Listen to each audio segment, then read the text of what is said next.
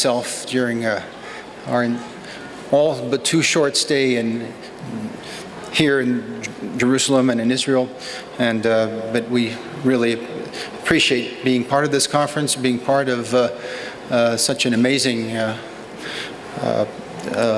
gathering of people with different talents from all over the world, and to be able to be here to celebrate also the 90th birthday of such an exceptional man as President Shimon Peres was an indelible, will be an indelible souvenir for me, and just to be a part of these celebrations has been awe-inspiring. So thank you.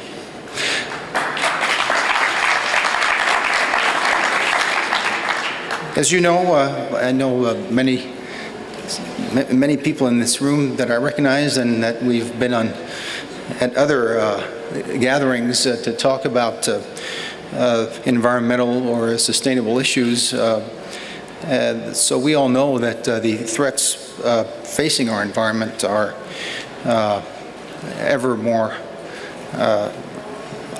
true and relevant, and unfortunately, and we have to continue to find the solutions to try to address these issues.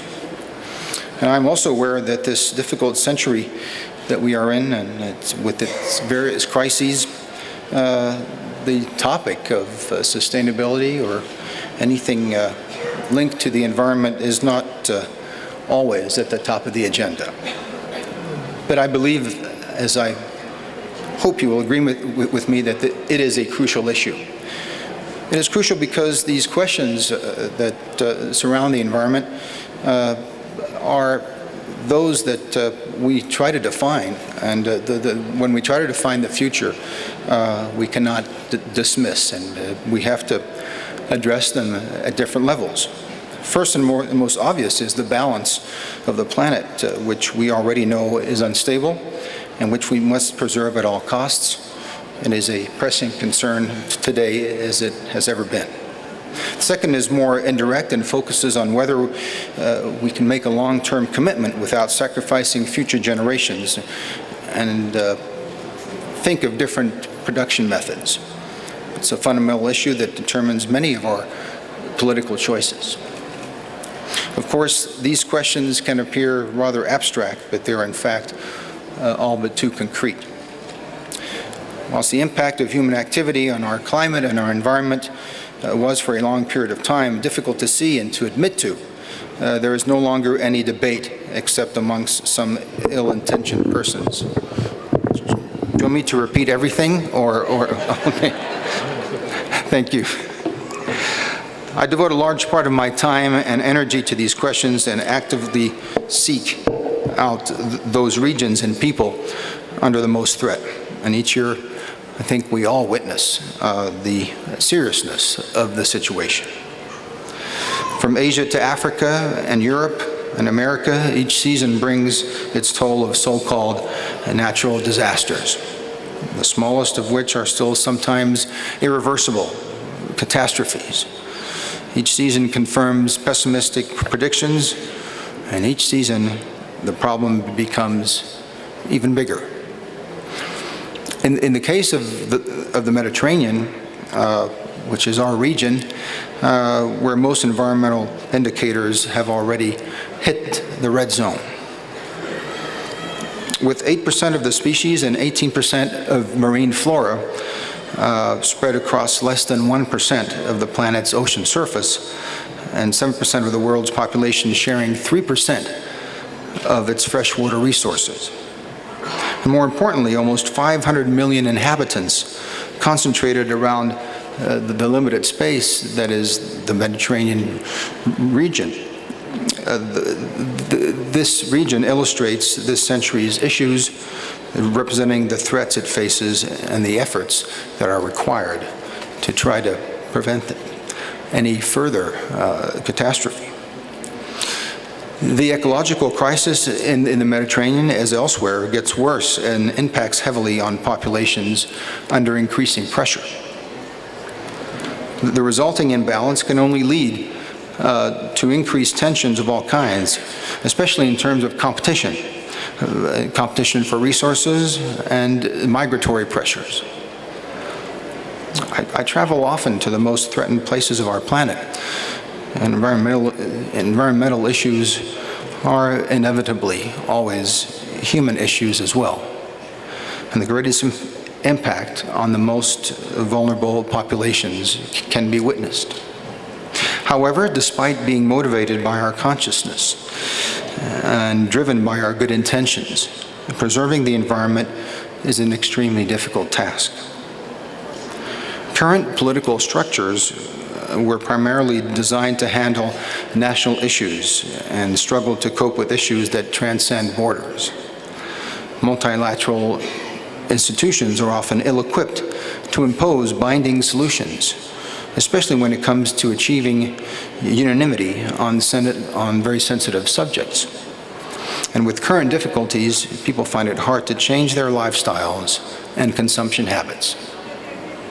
Even though we now know the disastrous effects of our lifestyles on the planet, we struggle to change our approach.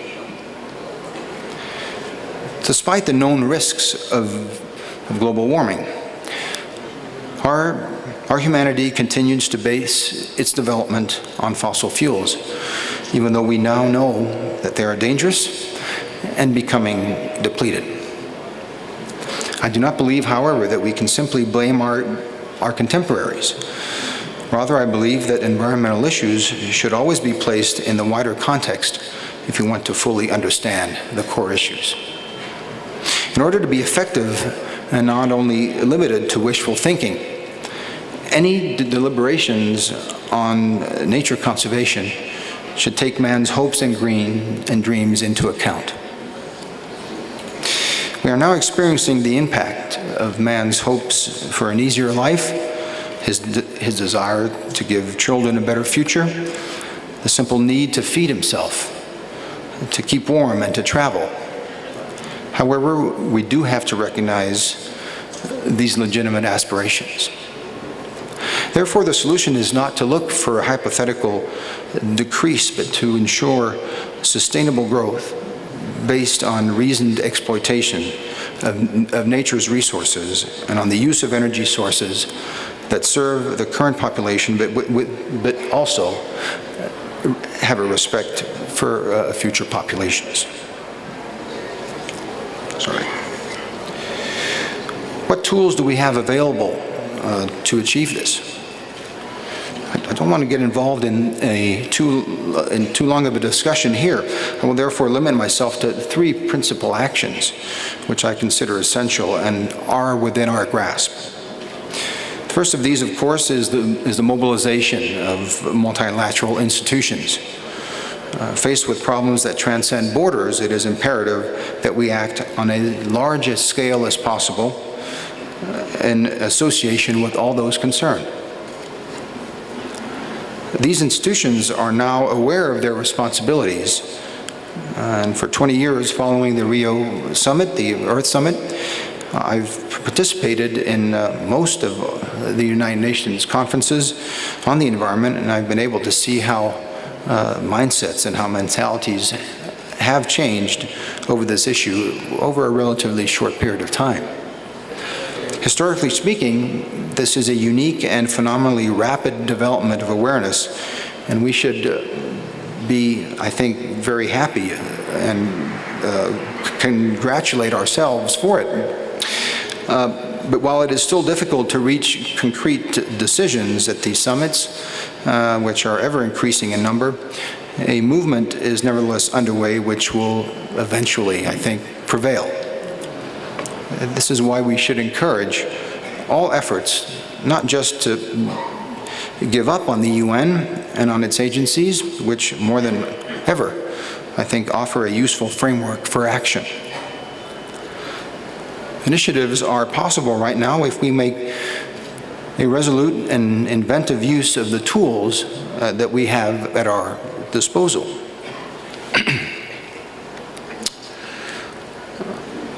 There are several examples of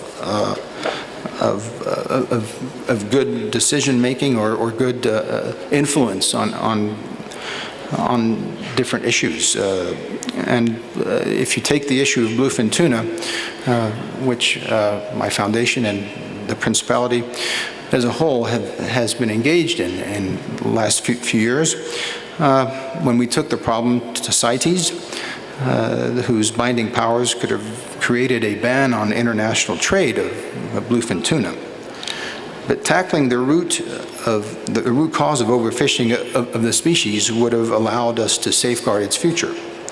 Unfortunately, we came up against a very determined opposition of certain states who, I think we can speak freely, who profit from this international trade. But this initiative did, however, show that current articles do allow for action, as the success of the campaign for the preservation of shark species at the same forum proved. But to go back to the bluefin tuna, despite CITES' final decision, the awareness raised and the media visibility that was created has now led to the implementation of measures to limit and control trade that scientists have long advocated for.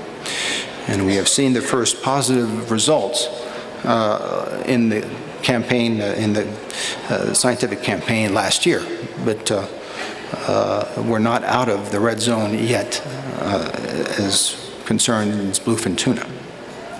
I therefore believe that it is the spirit of international institutions which is decisive when faced with something like a symbolic challenge, rather than the literal letter of the current texts.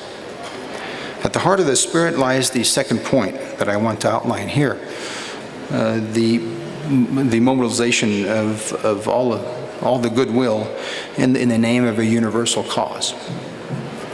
Challenging a development model which for centuries has depended on exploitation of natural resources and an idea that the environment did not matter requires deep-seated change which does not evolve overnight.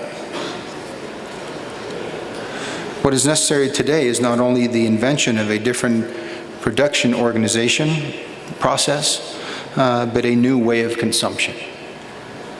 Each of us should be involved, and each of us should be aware of our role in this collective challenge.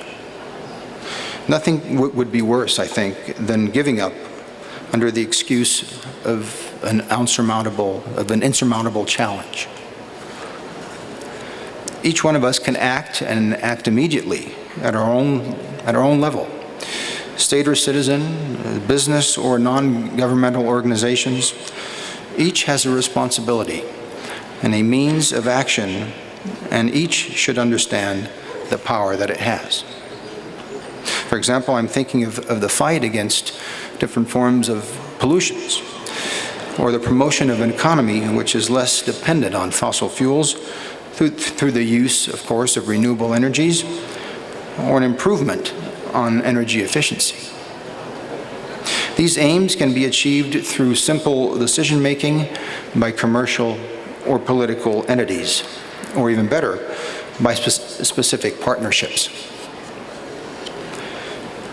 Local solutions at sea, organized in a spirit of cooperation, have widely shown their worth, and most notably with marine protected areas.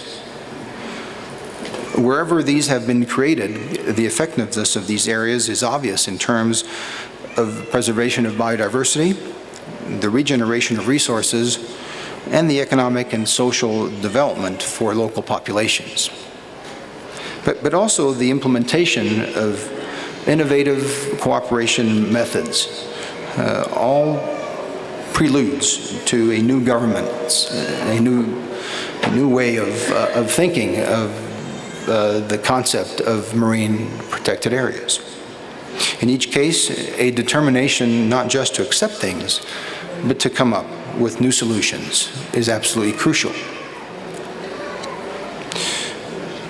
Which brings me to the third point, and it concerns the outline of strategies for effective action to help the environment, support for scientific research, and the innovation it can give rise to. Since environmental concerns first began to emerge, obviously in a different format from today's issues, all progress has been scientifically based. It is science that has allowed us to understand that our planet does not have inexhaustible resources or reserves which we can use without restraint. It is science that has allowed us to envisage other ways of making use of nature. And it is science that will allow us to devise a lifestyle which is more respectful of the natural balance that we depend on. Our duty, therefore, is to support, protect, and develop scientific research, which is the source of all progress for us and the foundation for hope.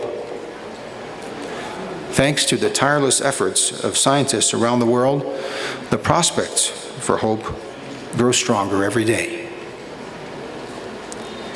Whether it is alternative energy, new forms of transport, more economical production methods, or more broadly, different and more harmonious organizations, right now, scientists are innovating for the new world we need to create. We must be able, and they must be able, to depend on us for this difficult and ever-challenging task.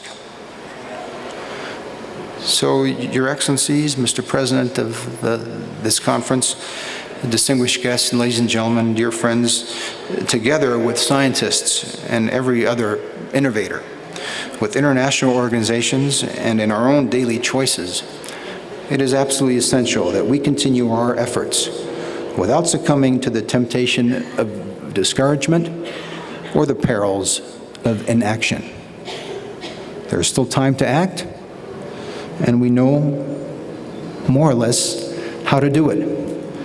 It is time for us to pull all our talents and all our resources together and all our efforts and energy to reach this goal. As President Obama once said, we know the future will be forged by deeds and not simply words. Speeches alone will not solve problems. It will take persistent action. It is that action that I pray for and that I hope we will be able together to achieve very soon. Thank you very much.